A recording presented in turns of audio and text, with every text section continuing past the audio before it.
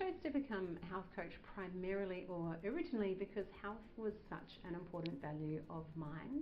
What was really fantastic though was as the years passed and I got deeper and deeper into my health coaching experience, I really started to appreciate the value that you can add to everybody's life by helping them make adjustments to their lifestyle, their mindset, and end up thriving and living an amazing life. I'm particularly interested in things that motivate people, and so the thing that I most love about optimizers is getting crystal clear on goals, and so getting deep into the meaning of why you even want to make this change.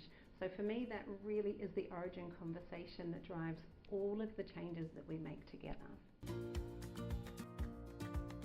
To me, health optimization is taking all of the little parts of your life and bringing everything together so it's all cohesive. And what I mean by that is that you're not isolating and paying attention to just one of the metrics of health, like fitness or nutrition, but rather becoming something like a master in each of the areas. And it's really the fact that all of them are working so beautifully together, that's when that broader health profile really elevates and you feel amazing. This is actually an area that I'm particularly excited about and passionate about, and it is that there are amazing simple things that you can do, the things that really marry your biology and what your body's asking for. And so the standout for me is breathing. Breathwork is one of the things that's incredibly easy to overlook because it feels way too simple. It doesn't cost anything, you can do it anywhere, and so that really, people can tend to undermine the value of it, but the power that breath has in your physiology, your well-being and your optimization is huge. It's probably more of an ask, and that is, if you're coming to work with us, I really welcome and encourage people to come in being quite ready to do things differently. Sometimes when you have an optimizer mindset, or quite a driven way of approaching life and health, it can be easier to just push forward and do things. It can create a little bit of tension when someone like a coach encourages you to slow down and stop and get really clear about those goals. That can feel a little bit like friction for people.